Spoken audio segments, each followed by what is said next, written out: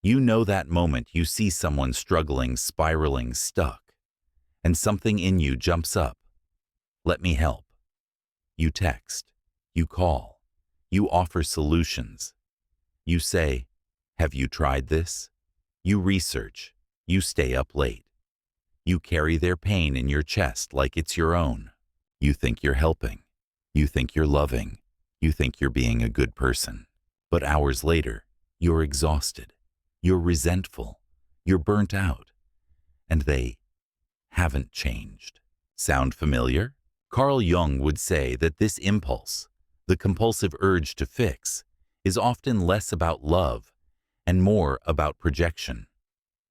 When we see chaos in others, we're often seeing unintegrated parts of ourselves. And when we rush to fix them, we're avoiding facing what's unsettled inside us. We call it care, but sometimes it's control. We say we're being helpful, but often we're avoiding our own discomfort by micromanaging someone else's process. And worst of all, we leak energy, psychic energy, emotional bandwidth, life force. The very essence we need to grow ourselves, we give it away, hoping they'll become what we think they should be. Let's be honest, helping feels good. It feeds the ego. It gives us purpose. It makes us feel needed. But that's the trap. Because when your worth is tied to usefulness, you'll never stop giving, even when it costs you your peace. Jung warned about this. He said, "The greatest burden a child must bear is the unlived life of the parent." And in many ways, we become those parents trying to live vicariously through those we help.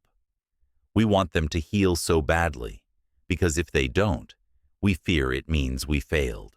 But their healing is not your responsibility, and your exhaustion is not a sign of compassion. It's a sign of boundary collapse.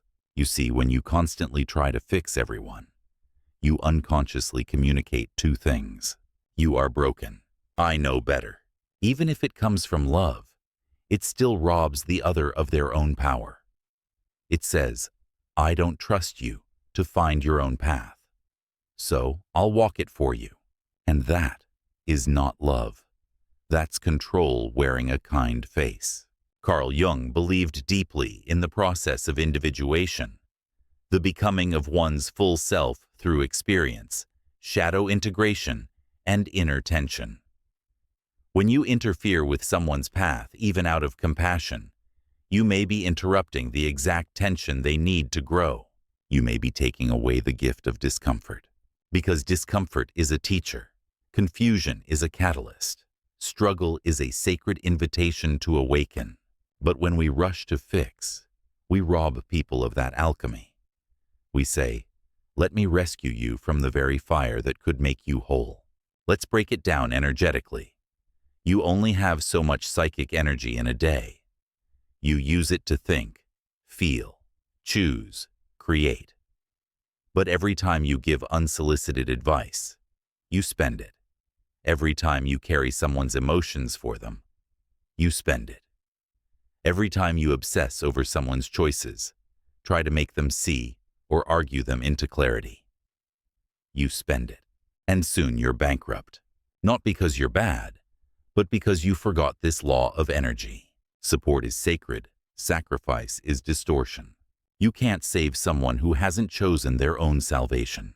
And what if your real task is not to fix others, but to sit with the part of you that feels unworthy unless it's needed? That's the shadow, the fixer, the rescuer, the martyr. Jung would tell us, until we integrate that part, we will keep playing out the same story. Give until it hurts, then resent, then withdraw, then repeat. It's not sustainable. It's not spiritual. And it's not love. It's codependency dressed in spiritual armor. So what's the alternative? Boundaried love, energetic clarity, support that uplifts without absorbing. This is not about turning cold or indifferent. It's about shifting from attachment to alignment. From I need you to be okay, so I can be okay, to I trust your process, even if it looks messy.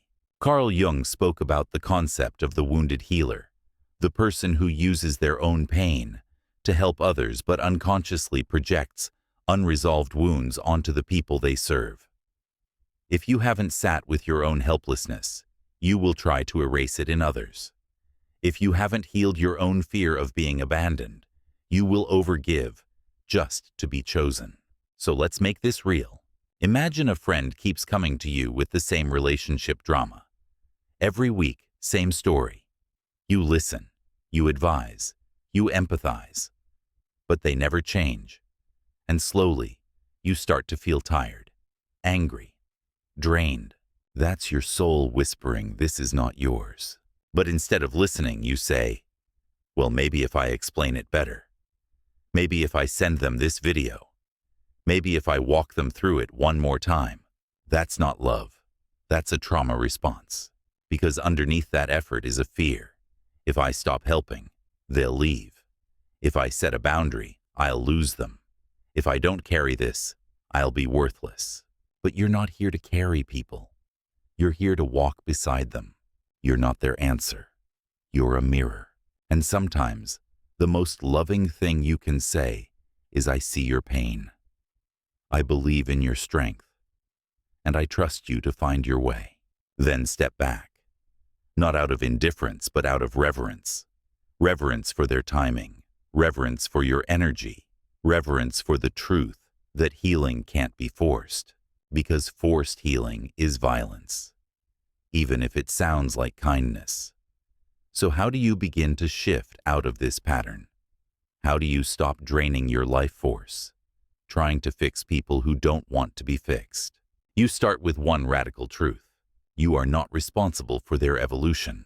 Not your partner, not your parents, not your best friend, not the person you love so deeply it hurts. You can care deeply, but you cannot carry what is not yours. This is where we enter the Jungian concept of psychological boundaries. These are not just about saying no or blocking people on social media. They are about knowing where your responsibility ends and another's begins.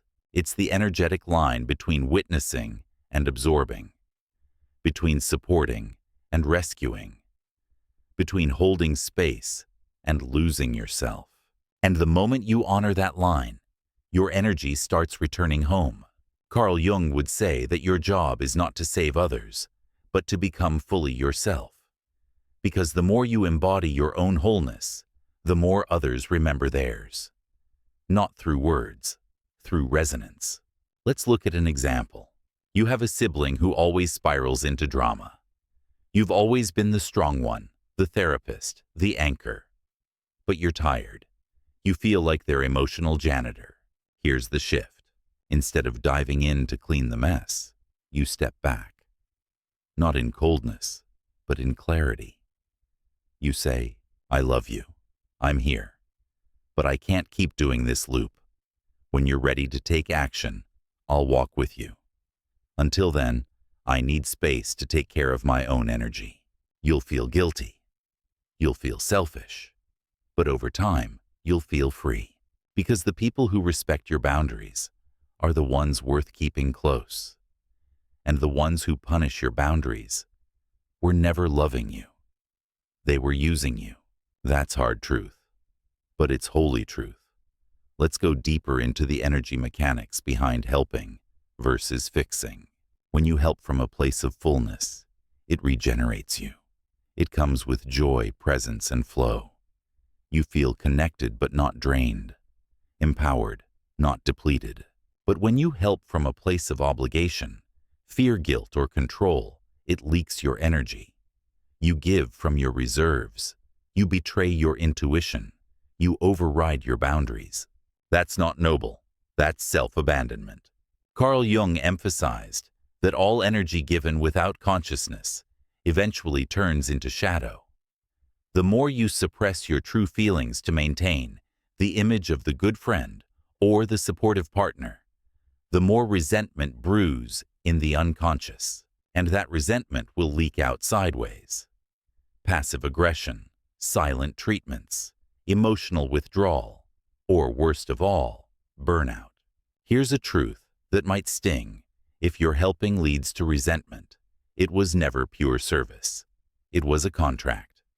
One you didn't verbalize, but expected to be fulfilled. I'll help you, and you'll change. I'll be there for you, and you'll finally appreciate me. I'll hold your pain, and you'll never leave me. That's not love. That's manipulation. It's unintentional, unconscious, but it's real. So, what's the practice? Begin with awareness. Before you help, pause and ask, is this coming from love or fear? Am I helping because I want to, or because I feel I have to? Am I serving their truth, or controlling their path? If you feel contraction, guilt, urgency, or anger, you're likely leaking energy. But if you feel expansion, calm, clarity, it's a sign you're giving from overflow. Overflow giving heals, empty giving harms. And when you learn to give from overflow, you become a force of quiet power. Your support becomes clean, clear, magnetic. People feel safe, not because you fix them, but because you don't need them to be fixed. That is spiritual maturity.